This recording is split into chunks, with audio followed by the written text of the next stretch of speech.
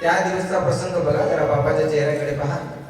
बाप ज्यावेळेला मुलीला पाहतो ना, बाप मुलीच्या चेहऱ्याकडे ज्यावेळेला पाहतो त्यावेळेला मुलगी हातामध्ये पाण्याचा ट्रे घेऊन येते, कुणाकडेच पाहत नाही. सगळे नवीन नवीन चेहरे दिसत आहेत तिला.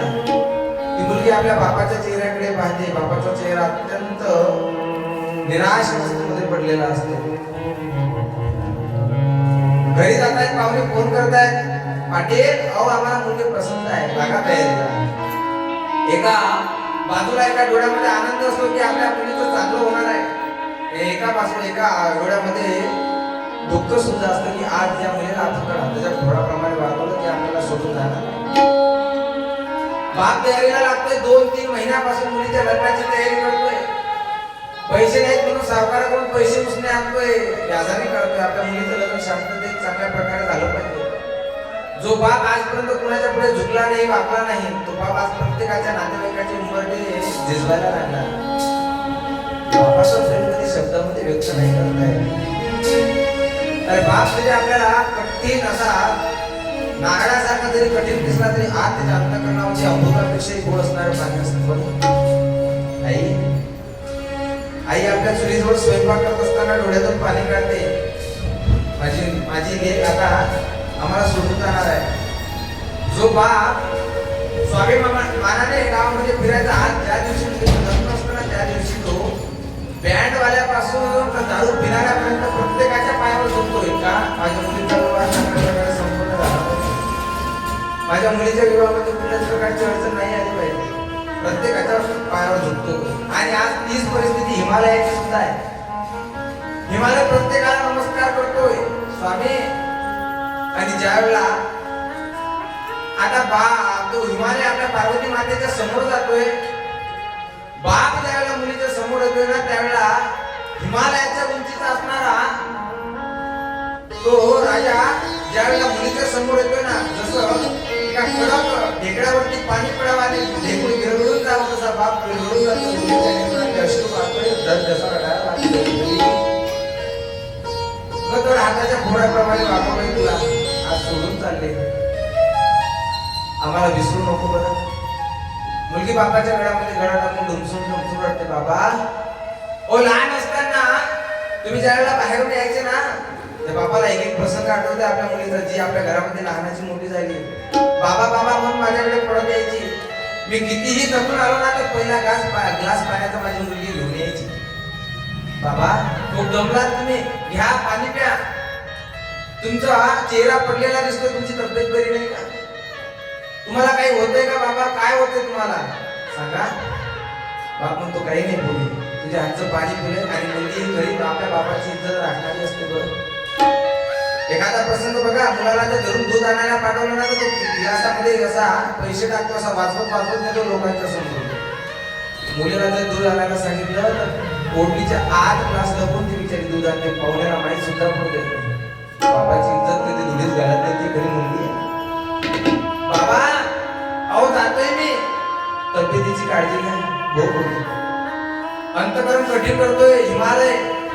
पार्वती अरे ज्या घरामध्ये तुला जायचं आहे ना नात्याला, त्या घरचे लोक फार स्वाभिमानी. अशा तुझ्या बापाचं नाक, तुझी मान तुझ्या बापाची झुकणार नाही असं कधी वागू नकोस पुरी. ती माय आपल्या मैनावती मातेकडे जाते आणि तिच्या पायाला स्पर्श करते, नमस्कार करते. मा आजपर्यंत माझ्या बापाला काय लागलं ते मी आजपर्यंत माझ्या बापाची सगळीच काळजी घेतली, पण तुझ्या पायावर मी विनंती करतो. आणि प्रत्येक मुलगी आपल्या आईला विनंती करत असते, मा माझ्या बापाला आरती भाकर कमी दिली तरी चालेल, पण माझ्या बापाला कधी खालून टाकून बोलू नको. खूप जीव आहे त्याचा माझ्या. आणि मुलीवर निस्वार्थ प्रेम करणारा जगाच्या पाठीवर बापाची असं व्यक्तिमत्वाची आपल्या मुलीवर निस्वार्थ प्रेम करत असते. बाप पुरीला म्हणतो, पुरी चांगल्या घरात पडली तू. मुलगी गाडीमध्ये बसते, गाडीमध्ये बसल्याच्या नंतर जो बाप आपल्या मुलीला निरोप देण्याकरता आलाय ना, तो बाप जो आयुष्यामध्ये कुणाच्याच पुढे झुकला नाही, तो त्या मुलीच्या सासूच्या समोर जातो. सासूच्या समोर असे हात जोडतोय, आपला गळ्यातला उपरणं काढतोय, आपल्या डोक्यावरची टोपी काढतोय, जवायाच्या सासऱ्याच्या मुलीच्या सासूच्या समोर झुकतोय. सासूला म्हणतोय, विहीन बाई विनंती करीतो, पदरात घ्यावो आम्हाला, लेक समजून तिची ओ आपुली, माया पांगर घाला. बाई, आजपर्यंत माझ्या लेकीने कुठल्याच प्रकारचं काम केलं नाही. माझ्या काळजाचा तुकडा आहे होती. पाया पडतो मी तुमच्या. जर तिने काही चूक केली ना तर तिच्या बापाची चूक म्हणून तिची पदरात घ्या. खूप लाडाने वागवले तिला. एखाद्या वेळेला तिचा मोकळा स्वभाव आहे, फडफड बोलणारी आहे होती. जर एखाद्या वेळेला चुकून शब्द निघाला तर आपले लेख म्हणून तिचं सांभाळून घ्या. मी तुमच्या पायावर लागतो. जो बाप आयुष्यामध्ये कुणाच्या तुझ्या चुकला नाही, तो हिमालयासारखा दिपाड शिबिराचा तो आता मुलीच्या सासूकडे झुकतोय. मुलीची गाडी निघणार आणि मुलीची गाडी त्यावेळेला वेशीच्या बाहेर जाते ना, एवढं जड अंतकरण केलेलं असतं त्याने. तो बाप घरामध्ये येतो, सर्व पाहुण्यांची निराशार होते. सकाळपासून त्याची वर्दळ चालू आहे. कोणी विचारलं सुद्धा नाही तुम्ही जेवलात काय. सकाळपासून पोटात अन्नाचा कण नाही. आज घास सुद्धा गोड लागत नाही, कारण माझी काळजी करणारी माझं लेकरू आज माझ्यापासून दूर झालंय. बाप आपल्या मुलीची आठवण काढून आपल्या आयुष्यामध्ये तोंड खोपसतोय, डुमसून बाप रडतोय. पोरीची आठवण काढून बाप रडायला लागतोय. पोरगी एखाद्या वेळेला आकाशने घरी येऊ द्या, बापाच्या जीवाला काळजी लागते. कशी आली असेल माझी लेक. रस्त्याने येत असताना सर्व गावातले विचारतात, पोरी कसं काय येणं केलं. काही नाही, मुद्दाम आली. पोरी कसं काय येणं केलं, मुद्दाम आली. ज्यावेळेला बाप घरामध्ये येतो, पलंगावर ज्यावेळेला त्याला मुलगी दिसते ना, आणि तिच्या चेहऱ्यावरून बाप लक्षात येते की हिचं काहीतरी घरी भांडण करून आलेली आहे. पोरी काय झालं.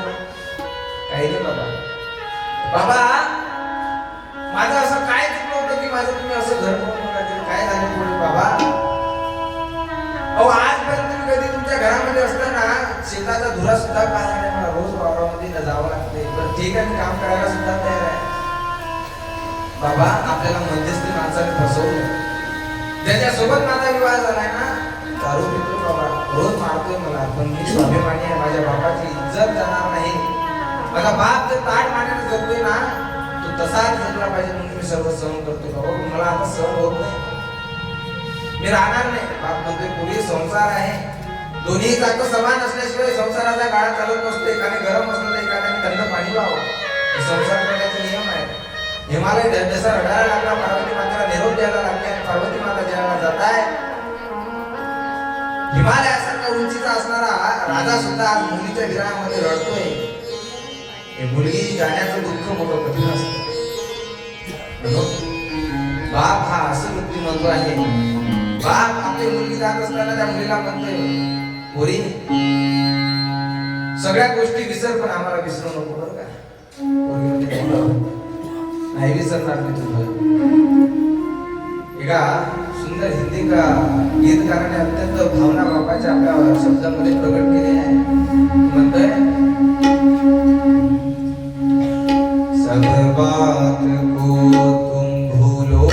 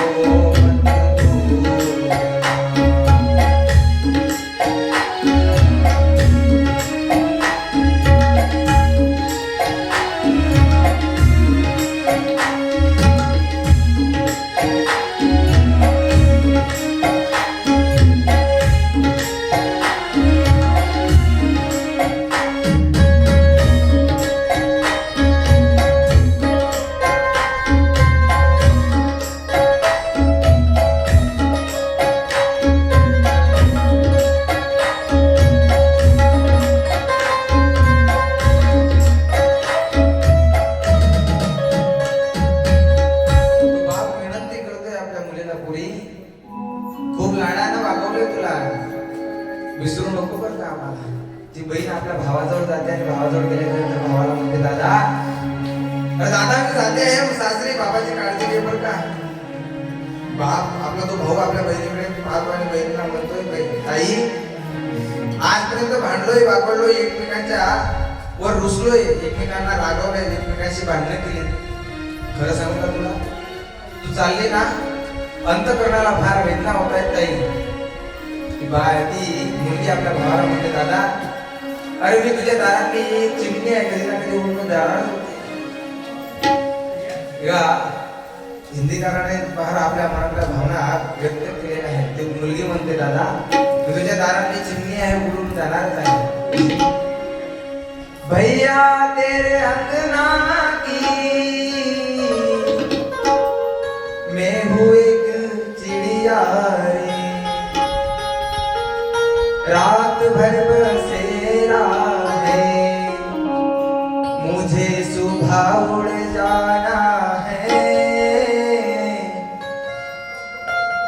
काय म्हणतोय ती बाई, दादा तुझ्या दारातली चिमणी आहे, कधी ना कधी उडून जाणार. बापाला म्हणते, बाबा येते मी आता. पार्वती माता हिमालयाला नमस्कार करतात आणि आता भगवान शिवजी आणि पार्वती माता कैलासाच्या दिशेने निघत असताना